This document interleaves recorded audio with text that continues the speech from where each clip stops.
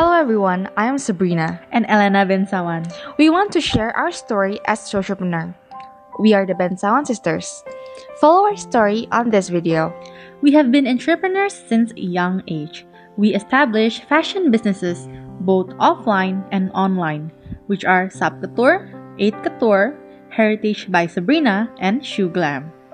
Heritage by Sabrina and 8 Couture is social enterprise in which profit supports SAAB shares. In SAAB shares, we focus on education, healthcare, and women empowerment program. We hope to change the lives of children, moms, and families. Hi Anak Indonesia, I'm Sabrina Bensawan. I'm 20 years old, a student, social entrepreneur, father of SAAB shares, and entrepreneur. My name is Elena Bensawan. I'm 17 years old. I'm a social activist, an entrepreneur, and a student. And we are the Bensawan sisters. Socialpreneurs are individuals who are motivated to fulfill social needs. For us, socialpreneur is an entrepreneur and a social activist who works for the benefit of the society. Socialpreneur comes from two words. Social means social, and preneur is from entrepreneur. So basically, socialpreneurs are individuals who are concerned about social issues and will try to solve those social issues by creating organizations or businesses using commercial strategies to solve those social issues. For us, initially we founded SAAB Shares, a charity organization, and then we created Heritage by Sabrina and 8 Couture to support SAAB Shares. So Heritage and 8 Couture goes under the category of social enterprise. So why do you want to establish a social enterprise?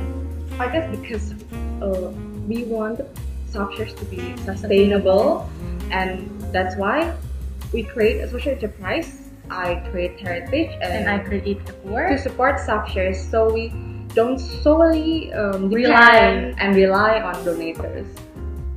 So going back to the definition of social enterprise, I want to create a business that can support SAAB shares, so SAAB shares will be sustainable. So that time, I figured that I wanted to make Heritage by Sabrina, a batik line. So the history behind that is that I saw lots of underprivileged moms in marginal areas who cannot work because they need to take care of their kids, and also they don't receive education. So I thought making a local product will be beneficial for them. And I also thought that I want to cultivate the culture of wearing batik in Indonesia. So I thought, okay, batik is the best idea I can think of. So the mothers, the underprivileged mothers, bead and also hand paint on the batik, so they can receive income from that, so they can be financially independent and they can raise their family's standards of living. And besides that, our profit also supports such a charity organization. So basically our motto is one product, 100 impact. However, we want to make Heritage as an independent and independently successful business that people purchase our product because, not because oh it's for a charity, but they purchase our product solely because, oh I love the product, the quality of the product. So we want to make it a non-profit as an additional point, not the main point of our customers buying Heritage by Sabrina. And our business and our social organization, both of them, they must grow and get better. And the biggest challenge is the fact that at all times, we have to be able to change or switch our mindset between social and business, in which we know that business means profit, while in SAAB shares, what we do is to help people in the most urgent need. In addition, we wanted our business to be strong and solid first.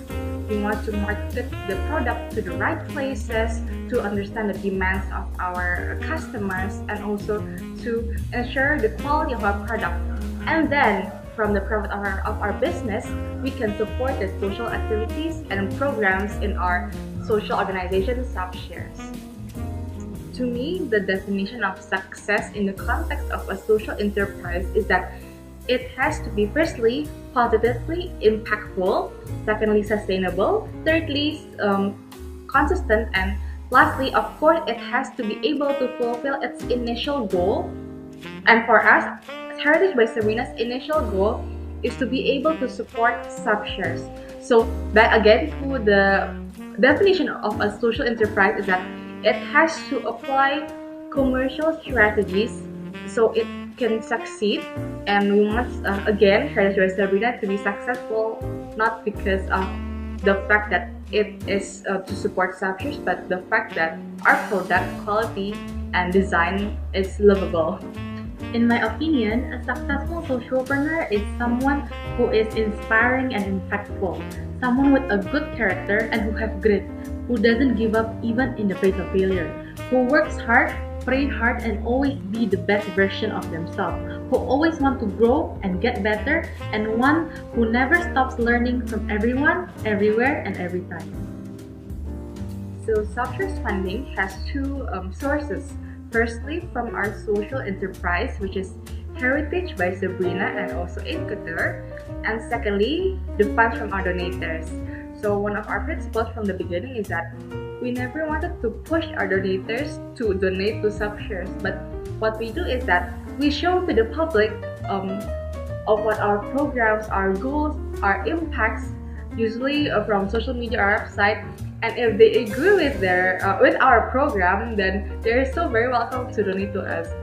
And our goal is to inspire others, especially in our age, to do the same. Because what can we, as ordinary young teenagers, do to change the world? But if we can inspire others to do the same, then positive changes can happen and occur in a faster speed. Our way to ensure our business and sub-shares is continually improving is that we always try to compare. Is this 3 months better than the last 3 months? If it's not, we try to introspect and also change methods that are less efficient and effective. And if it is better, we try to maintain and also continually improve our strategies that are already applied. And for sub-shares future programs and projects, firstly, we will give micro loans to underprivileged mothers that are already in our women empowerment programs. We previously gave them skills training such as beading, cooking, baking, and we think that if we give them micro loan, it will be very beneficial for them to make it easier for them to start to be entrepreneurs, and so they can be financially independent, and of course they can raise their family's standard of living. And secondly, we will also make this project to equip youth so they can be ready and capable to work in business world or even professional world.